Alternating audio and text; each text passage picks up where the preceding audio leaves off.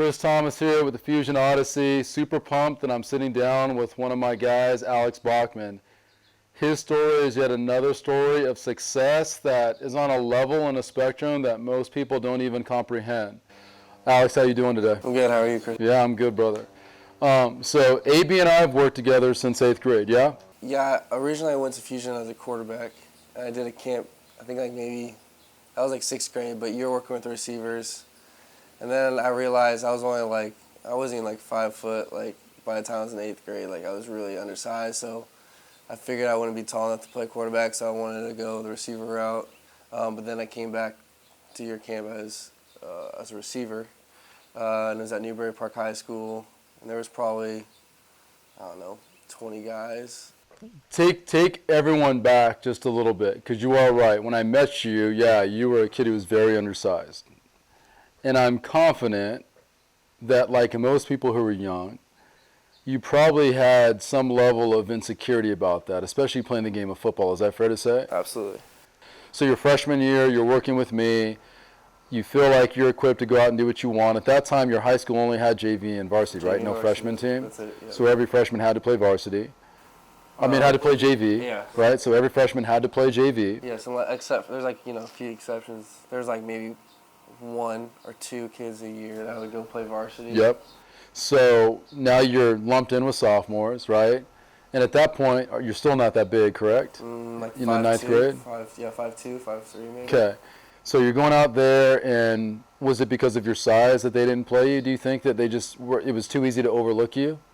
Do you think that's what happened your freshman year? That might have been a part of it. It was just I was still growing. I'm not sure if the coaches had the confidence in me. Maybe they had more confidence in other guys. I remember specifically sitting down and having a conversation with a senior in high school at the time. He's a friend of my older sister's in the library, and I told him, like, yeah, I think I'm about to hang up my cleats. And he told me that he saw something in me and that he thinks that if I just stuck with it, just to believe in myself. And so I went out there and I remember the practice like it was yesterday. Not a lot of practices, they have so many, they don't stick with you, but this one definitely did. And I was just on the scout team, and it was pretty much all scout team against the starting defense, and then Brandon Dawkins was our quarterback. He was also the scout team quarterback because they just want to get him as many reps as possible. Yeah.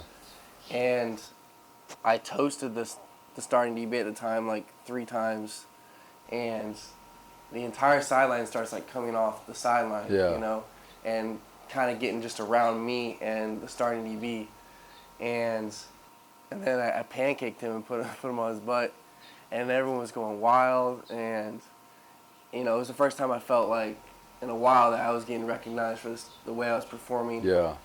And it was in front of the varsity coaches after I had not done even anything at the JV level. As a freshman. Exactly. Yeah. So, but I was using my releases. I was using what I learned at Fusion, and I was like, if I can do this against the varsity guys at this age, then, who knows? And then because I didn't play my freshman year, I did get asked to play varsity my sophomore year, but I wasn't really sure what that was going to entail, and I didn't want to risk going 2 full years of high school without really getting on the field and just sitting on the sideline for the varsity as a sophomore. If that would have happened, by the way, might you have quit at that point? Oh, you were already ready to quit after the first year of doing that. Absolutely, yeah. 2 years of doing that, you'd have been like done. Yeah. I started using what I'd learned at Fusion at the JV level, and if I was roasting the guys on varsity, then, just gave me the ball. And I remember the first game we played Cathedral JV, and I burnt this corner. He's probably the best player. Burned him deep, and he said all through camp, not a single kid had caught a ball on him. And I was the first kid to catch a ball on him. That's what he told me after the game. First game? Mm-hmm. As a sophomore on JV? Mm-hmm. Yeah. Then going into junior year, when we had come up for scout team for the playoffs for sophomore year, I was getting reps at receiver, and so I felt like I was being talked about by the offensive coordinator and a QB coach as a guy who in the future was going to be able to help the team out at receiver. and that just wasn't the case going into my junior year. Because I had been told my entire life, junior year is the most important year of football if you want to continue in college. If you don't do anything in junior year, it's going to be very hard to continue your career at the collegiate level. And so I remember having a meeting with assistant, who's an associate head coach, and then also the head coach at the time. It was me and my dad, and asking what I had to do to like get on the field, like what else I had to prove. I was catching everything. I felt like I was getting open, and like I felt like I should be in the rotation. Of what else I had to do to prove. And he kind of tested. He questioned my speed. He said. You did at that time. Questioned my speed. Never timed me in the 40. Questioned my speed, and I again felt like that was an attack on what I look like. Yeah. I was like, if you hadn't timed me in the 40, yeah. I felt like I was just as fast as some of the guys that were on the field. Yep. And I didn't think it mattered anyways how fast I was running because I was getting open. They told me they wanted to focus me on defense, and so if I was going to even get on the field, it was going to be at safety, and I wasn't starting at safety at the time, but it ended up getting hurt, ended up earning my spot over the course of summer at safety. And so that's what I played all through junior year. I didn't get on the field once, even during, we're up by 40. I wasn't on the field on offense. And I remember all of this, by the way, so I love that the universe gets to hear the recap of what you went through. And it was almost to the point where I was really angry with the coaching staff and the way things were going, that I think one time they asked me if I wanted to get reps on offense at the end of the game. I told them no. Which is human nature, by the way. Mm-hmm. You feel let down, feel like you've been overlooked. Mm-hmm. Now they want to throw you a bone. You're like, I'm over it. No, that's not the bone I want. Exactly. Right? Yep. So it's the only thing you feel like you can control and throw back at them. Mm-hmm. Would you agree with that? Yeah, absolutely. Right? Like, no, I don't want your bone. Yeah. Right? Keep your bone. Yeah. So I went all through junior year, not playing any receiver, and I had our linebackers coach at the time was Chris Claiborne. He had a 7-on-7 team that was well known throughout the area called the Frat Boys. But it was majority was 4-star and 5-star guys with had already been on the ESPN 300 page or whatever, had tons of offers. And spring meaning the spring going now into your senior year? Yes, so that's spring of 2014 because I graduated in 2015. So by the way, I do remember that because it was around the time you and I were working, and you were really frustrated with what was going on. You had shared with me the conversation you had with the coaching staff, how they really still sounded like they had no intention on you playing wide receiver. Mm-hmm. But I still felt like I had more tools that I'd accumulated from your sessions and stuff where I had an advantage in that aspect. Where defense, I was just being an athlete. I didn't really know what I was doing back there. Yeah, and you didn't want to play safety. You would have done it because you had to, but not because you wanted to, right? Exactly. Mm-hmm. And so when we talked, just as a recap, you had just come off a junior year where you were able to do nothing that you really wanted to do, but you played as a safety. And then here you are disappointed going, hey, should I stay here? We're working. We both knew that if you could get into forums where you could get some film, that you could start at least creating the excitement around what you can do if someone would give you a chance. Do you remember that? Mm-hmm. It was, I think we were actually working at Oaks over by the baseball field. Mm-hmm. Absolutely. And then we talked about, hey, you're going to be able to go to some showcases. So when you go to those showcases and stuff, 7-on-7, you need to be filming to get that film. Do you remember all that? Absolutely. Okay. So fast forward to that. So you're now you're pissed, but you Claiborne and all that. So go ahead. So Claiborne, I had asked for an opportunity to play receiver, and he gave me that opportunity, despite the fact that I hadn't had any catches to my name, along with the fact that there was other recruits that had proved themselves. But he gave me an opportunity, and I just kept delivering. And I think a lot of that confidence came from what I learned from you, that every time you go out there, it's not pressure, but it's an opportunity. And so I once again, like high school as a road coach, I had a new sense of confidence in myself. And I knew that despite the fact I couldn't control how much film I had on offense in pads, if I went to these camp stuff, I did have control. If I filmed that, I would have control of that. But the rivals camp was good. I went up to NorCal, had my dad film all my one-on-ones, and I knew I was going to go against some guys that were, highly touted recruits. Do you think that most young athletes in your position going to a camp of that magnitude would be freaking out, like whether they could beat guys who are going to be 4-star guys and 3-star guys that you're going to face? Absolutely. I mean, yeah, because I hadn't had any experience against even the Yeah. 1-star guys or the 2-star guys. So you go there, Mhm. and what do you do when you go there? It was fun. It was super fun. I didn't lose a route, honestly. Maybe there was a few bad balls. I was catching everything that was coming my way, and I did not care who it was that was coming up to me. I was like, all right, this guy's next. This guy's my next victim. And I learned from you that every time I step on the field, like no matter who it was I was going to go against, whether it was Jalen Ramsey that ended up being at Florida State or some no-name guy, that I was the better guy and that I was the best guy in the field. And so that was just something I told myself every time I got to the line of scrimmage, and it definitely paid off for the camps I went to. I was getting a lot of good film. I was making some guys fall over, and it was just I had just a new sense of pride, new sense of confidence, and it allowed me to submit film to college coaches that they could look at. And I think in terms of like route running, they hadn't seen a guy. These coaches were telling me they hadn't seen a guy that was as polished in my route running at my level from pretty much anywhere. And so I had sent my film out. We were going to go to Texas. We're going to visit TCU Baylor because I felt like Big 12 offenses, they really use the receivers. And so I wanted to do that. And Baylor and TCU are in Christian schools or smaller schools, kind of fit the type of school I was looking for. Yep. And so that's where I was going to go. But they don't recruit outside of the state of Texas unless you're a 4-star or 5-star. That's what TCU told me, end quote. And so I was like, all right, if you're not interested, that's fine. We'll go somewhere else. So I had not sent my film to Wake. There was a spring, the 1 week spring, there's a college trip where you go out and visit like 20 schools or whatever. Oaks puts on, yep. And Wake was on that list, and so my friends came back from it, and I asked about certain schools. I asked about Wake, and for some reason, I don't even remember who it was, but my friend they didn't like Wake very much. So interesting. I was like, all right, so I'll cross that one off my list. Okay. But Vanderbilt really liked my film. They wanted me to come back to camp, so I was really interested in them. And then we were happening to be driving by Wake, and my dad asked me if I wanted to stop by. And at first I told him no, but then I thought, I might not want to burn any bridges, keep all my options open as possible. Sure, yep. So we stopped by. I kind of just walked into the football office and told them to recruit me, and they say that happens all the time, and they don't really, care.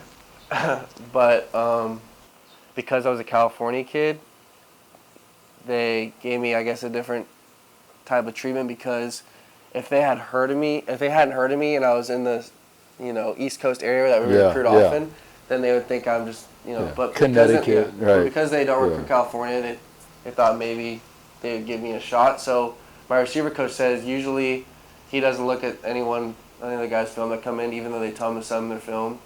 But he happened to have 5 minutes out of the day to look at my film. So after I took a tour with one of their interns, they called me and they said, as I was on my way to Furman, like, yo, we need you to come back. I was like, shoot, all right. So that was one reason I was super interested in them, was because they had an interest in me. And so I went back, met the offense coordinator, met the receivers coach, met the head coach, and I hadn't met them before. They just had my film. But even at that point, I was pretty stoked that I was even having all this available to me, because, like I said, I had gone 3 years of high school football with no catches to my name at the varsity level, and there's plenty of kids that had hundreds of catches that still weren't in the shoes that I was in. So I took that with a lot of gratitude, and I came back. I knew I was going to have to run the 40, and that would be a big part of it, getting offered, whether that's one thing you should really look at in terms of how good a receiver is going to be. But lit both camps up, caught everything, won every one-on-one. So, I mean, at the end of the Vanderbilt camp, I was on the cover of the recruiting page. I had gotten interviewed, and because I was, the California kid coming out there. And like I said, my routes were just flat out better than everyone else's. I wasn't the biggest kid. I still wasn't the fastest kid, But what I learned at your camps or your sessions that just, open up a new world that no one else had, at my level had ever experienced. Yeah. And I felt like walking into these camps, I just had a leg up on everybody else because I had a knowledge and sense of the game at the receiver position that no one else had.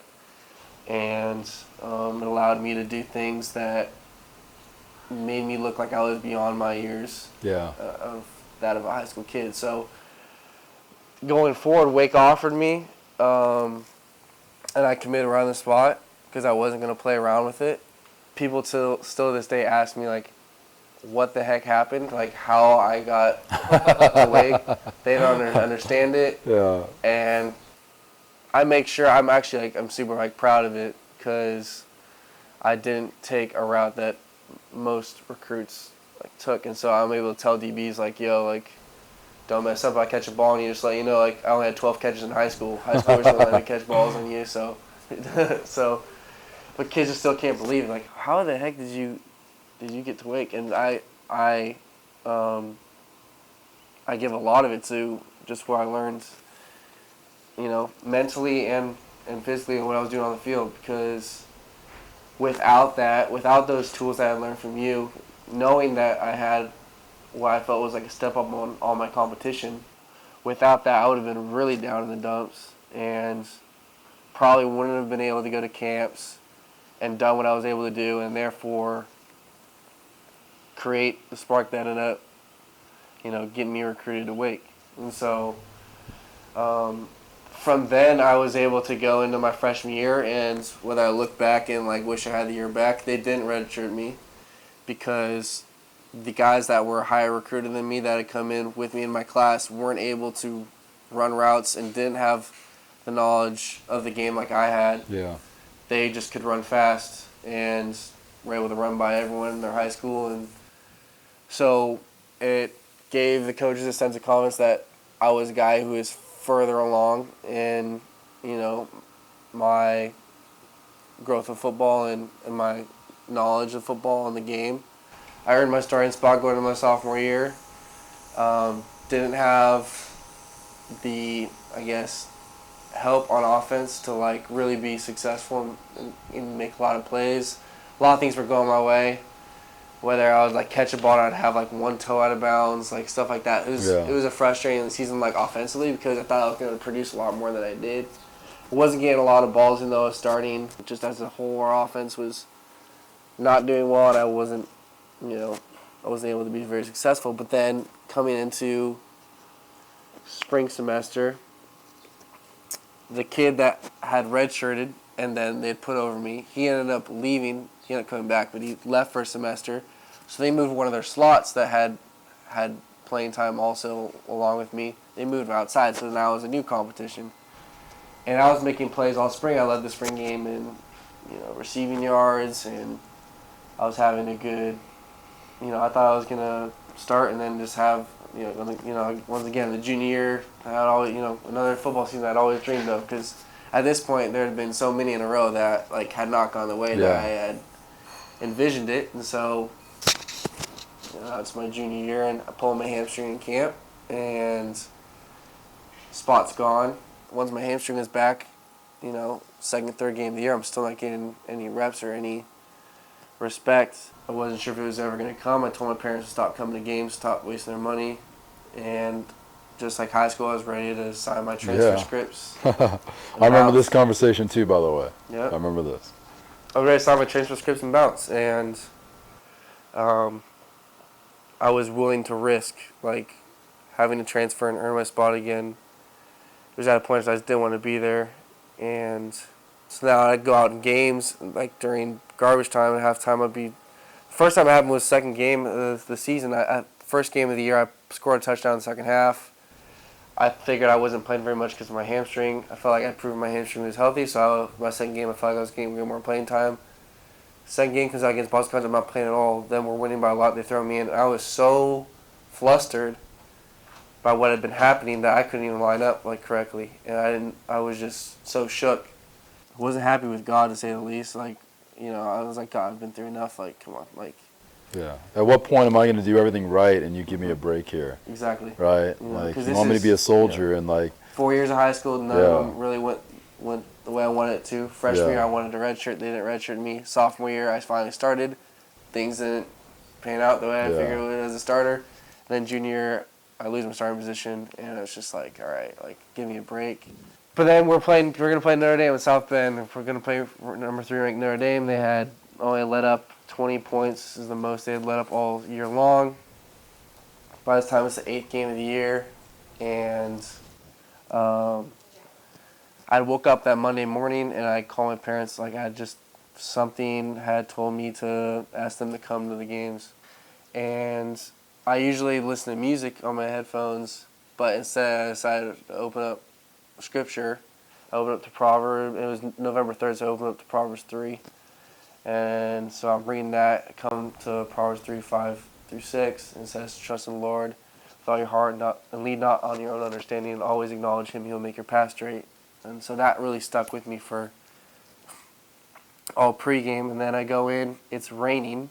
It's 30 degrees out, you know. Yeah. 34. It's like snow, and then it, like, you know, melts as it's about to hit the ground. Because week 8, you're now into, like, November, right? Mm-hmm. Or at least late October. It was November 3rd. Right? It was November Okay. 3rd, Yeah. So, very first drive, guy, he's in front of me, who hasn't been doing anything all year. He has, through 8 games, he has like 7 catches for like 60 yards. But he got a stinger, and it was cold out, and it wasn't going away. And so after the first drive, it was my game, and I just like took over, and I had like a $116, a $120, and 160, 120 receiving yards, a touchdown, 8 catches, which was, the commentators were like, "This, who the heck is this kid?"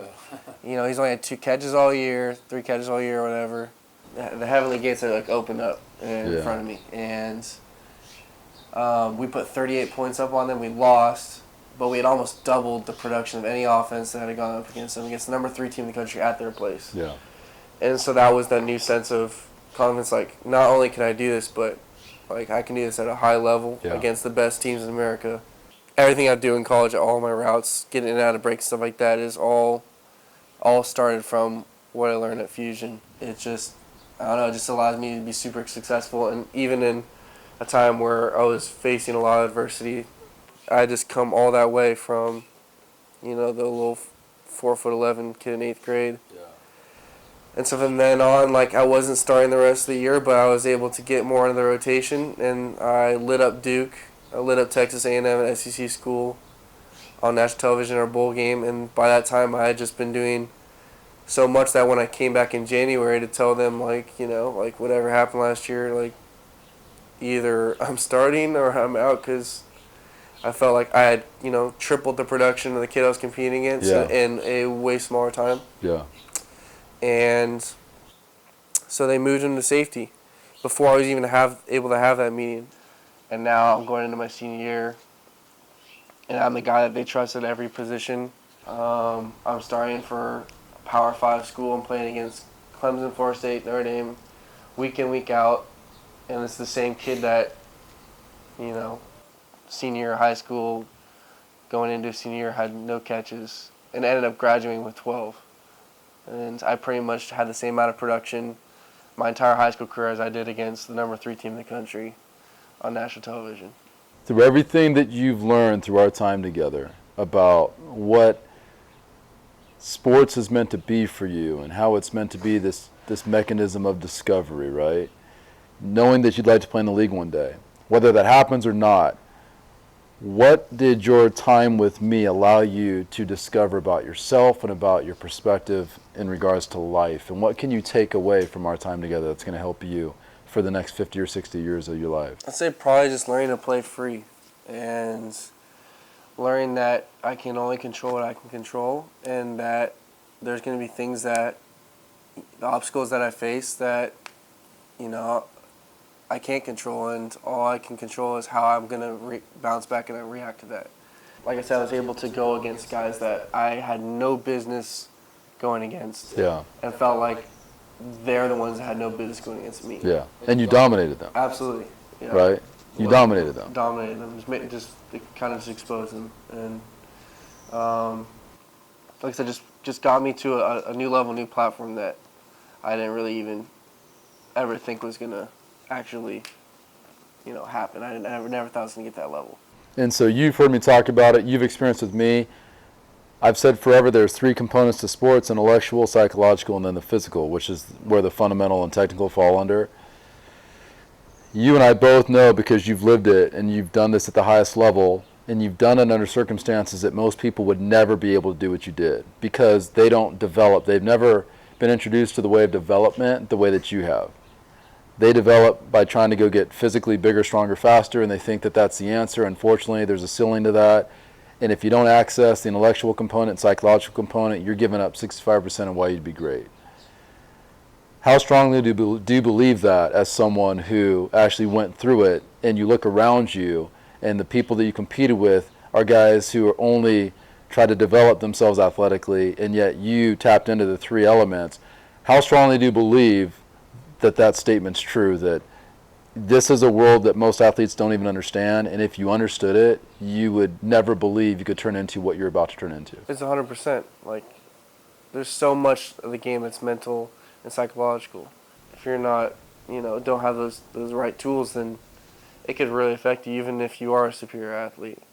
Just from what I've learned at Fusion, like, it was not even just about the physical, it was just about knowing that I was going to be able to go in, and if I control what I can control and just believe in myself and play free, that I would be able to reach a whole new level of competition and just what I was able to do on the football field. Your story is amazing, man. It's a culmination of a lot of hard work, a lot of adversity. Such is life, and you've not been knocked down by it, and now you get to enjoy the fruits of your labor. Can't wait to see what the senior season is going to hold for you, man, but I'm so proud of you. Thank you. So glad I've been a part of your life. Absolutely. And AB story's not ending, it's just starting. No, so absolutely. yeah. That's Alex Bachman signing out with Fusion Odyssey. We'll see you next time. Awesome.